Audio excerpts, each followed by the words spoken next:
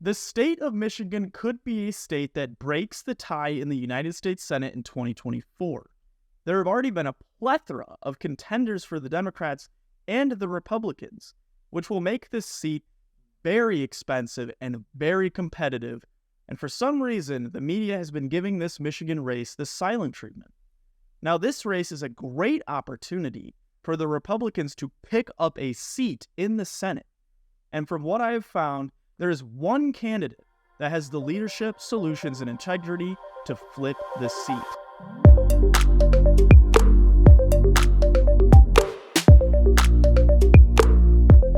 Things are starting to heat up for the 2024 election cycle, and I could not possibly be more excited.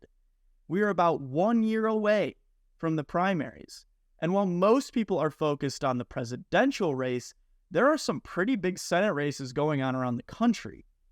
All the swing states, Wisconsin, Ohio, Michigan, Pennsylvania, Nevada, even states like West Virginia and Montana, all will have extremely close Senate races.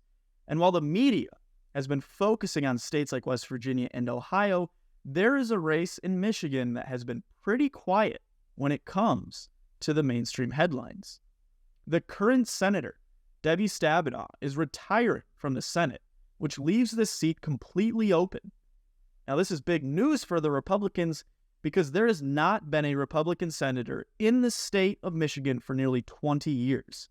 And the Democrat incumbents, Debbie Stabenow and Gary Peters, have succeeded in their elections for quite some time. Typically, incumbents are more known, they have more money, and they're backed by big names. However, an open seat like this will give the right Republican candidate the resources to compete. Now, currently, there are 6 Democrats and 4 Republicans in this race. On the Democrat side, there is powerhouse heir apparent Elissa Slotkin, followed by actor Harper, and then some other names I'm not really too familiar with. And, they may have a shot, but we'll have to wait and see. And on the Republican side, there's Nikki Snyder, Michael Hoover, Alexandria Taylor, and Ezra Scott. Now, you may be asking, Nate, which one of these Republicans are you rooting for, like you said in your title? Well, I believe that Ezra Scott is the Republican candidate that can flip the seat. Ezra is running on getting rid of income taxes for Social Security recipients, getting rid of income taxes for veterans, housing the homeless vets, reducing the funding to the Department of Education, promoting school choice, term limits, and pausing interest on student loans. Now, these are pretty good stances that may win him moderate and maybe even some Democrat voters, which he will definitely need to win the seat. Remember, Michigan is a lean Democrat state.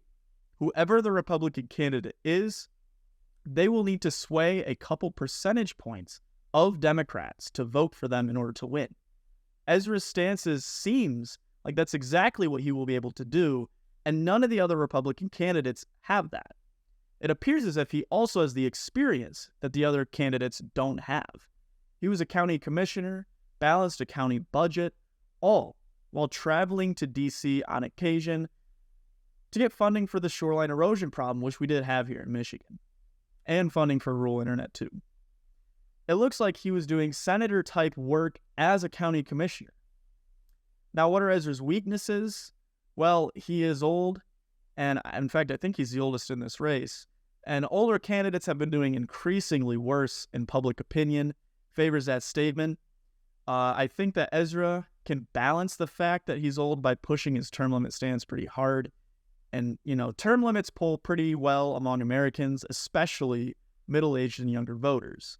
But it's going to be difficult as an old white man to compete. You're already kind of at a disadvantage in today's political climate.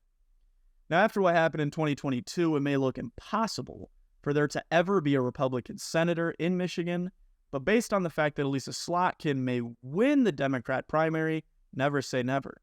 Elissa Slotkin has voted with Joe Biden 100% of the time, and with how low the president's approval ratings are, that's going to be a very vulnerable part of her record. Now, for the last few months, it appeared as if Elissa Slotkin was going to get the funding and the support to not even have to worry about a primary. And this would have greatly benefited the Democrats because they could bring out their 2020 and 2022 strategy of voting in a Trump-backed conservative candidate in the primaries. Since Michigan is an open primary state, that is allowed. However, with actor Harper now in the race, he has the name and the funding to make the Democrat primary an absolute slaughterhouse. I still think Elissa Slotkin will pull away with it, but it will allow the Republicans to elect a decent candidate while the Democrats are busy voting for the right Democrat candidate. This is a good thing. In case you didn't know, that's how the Democrats have been winning so much in Michigan and in other states in the last 4 years. They rally behind the most radical Republican candidate, who's usually backed by Trump, and then when that candidate wins the primary, they vote for the Democrat in the general election.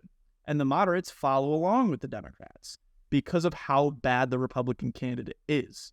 It was like this in the governor race here in Michigan. The Democrats voted in the open primaries for Tudor Dixon, knowing that she was rather extreme on issues like abortion. When she was elected as the Republican candidate, they then blasted videos all over the internet of her strict abortion stance.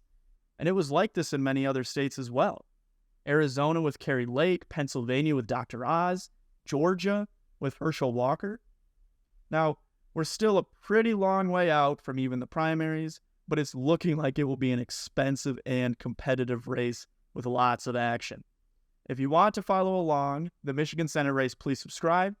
I will be posting updates to the race throughout the next 15 months. If you like politics, specifically Michigan, but I will probably post about federal stuff too, make sure that you subscribe, leave a like, have a great day.